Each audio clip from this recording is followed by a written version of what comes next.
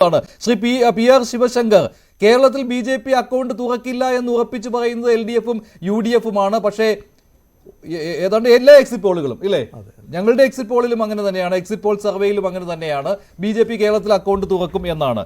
പക്ഷേ ഇല്ല എന്ന് പറയുമ്പോൾ അവിടെ മറ്റൊരു കാര്യം കൂടിയുണ്ട്. ഇവിടെ ഈ അവസാന നിമിഷത്തിൽ കഴിഞ്ഞ തവണയും BJP അക്കൗണ്ട് തുറക്കുമെന്ന് പറഞ്ഞതാണ്. പക്ഷേ അവസാന നിമിഷം അടിയൊഴുക്കുകൾ ഉണ്ടായി. അത് BJP പോലും ഭയക്കുന്നുണ്ടല്ലോ.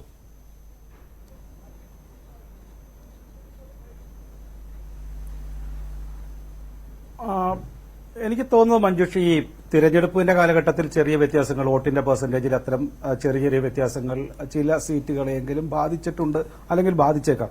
പക്ഷെ ഇത്തവണ എനിക്ക് ശ്രീ മോഹൻ വർഗീസ് പറയുന്ന ഒരു കാര്യത്തിനോട് തരംഗമില്ലായിരുന്നു എന്ന് പറയുമ്പോൾ, തരംഗം കാണാൻ കഴിഞ്ഞില്ല ചിലർക്ക്, അല്ലെങ്കിൽ ഈ 400 വോട്ട് അല്ലെങ്കിൽ 400 സീറ്റ് എന്നുള്ള ഒരു നമ്പറിലേക്ക് എത്തില്ല. അത്തരം തരംഗങ്ങൾ ഉണ്ടായിരുന്നു. മോദിക്കും BJP സർക്കാരിനും അനുകൂലമായ തരംഗങ്ങൾ ഉണ്ടായിരുന്നു. അത് കാണുവാൻ ചിലർക്ക് സാധിച്ചില്ല, അല്ലെങ്കിൽ കണ്ടിട്ട് അത് അംഗീകരിച്ചില്ല എന്നുള്ളതായിരിക്കും ശരി. ഞാൻ മനസ്സിലാക്കുന്നത് കേരളത്തിലും പ്രത്യേകിച്ച് അർബൻ വോട്ടേഴ്സിന്റെ ഭാഗത്തു നിന്ന് വളരെ കാര്യമായിട്ടുള്ള ഒരു positive movement towards BJP and NDA ഉണ്ടായിരുന്നു.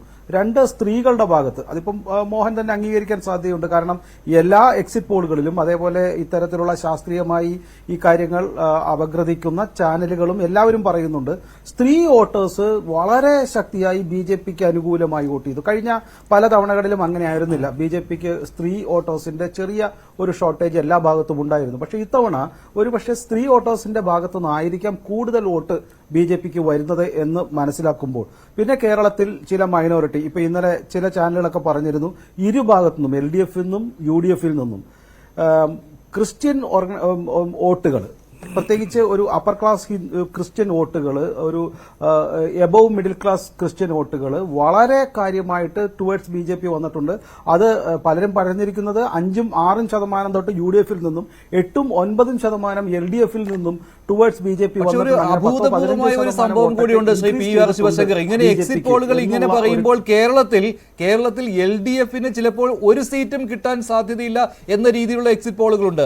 ആ എക്സിറ്റ് പോളുകൾ പറയുന്നത് BJPക്ക് സീറ്റ് കിട്ടുമെന്നാണ്. അപ്പോൾ LDF-ന്റെ ടാലിയിൽ 0-ഉം NDA-യുടെ ടാലിയിൽ 1-2 എന്ന് പോലും വരുന്ന ഒരു സാഹചര്യമുണ്ട്. അത് തീരെ അങ്ങ് ദഹിക്കുന്നില്ല. അത് LDF-ന് മാത്രമല്ല, UDF-ഉം അതിനോട് യോജിക്കുന്നില്ല. അവർ പറയുന്നത് ഇല്ല, അങ്ങനെ സംഭവിക്കുകയില്ല എന്നാണ്. അതിൽ AK ബാലന്റെ വിശദീകരണം, അതിൽ ബാലൻ പറയുന്നത് ഇന്ത്യ സഖ്യം ഏറ്റവും തിളക്കമാർന്ന വിജയം കൈവരിക്കുന്ന ഒരു സംസ്ഥാനമാണ് കേരളം. അത് വോട്ടെണ്ണലിന്റെ ആദ്യ നിമിഷങ്ങളിൽ പ്രകടമായിരിക്കും. അതുകൊണ്ട് അവിടെ യാതൊരു കാരണവശാലും BJP അക്കൗണ്ട് തുറക്കില്ല എന്നാണ് ബാലന്റെ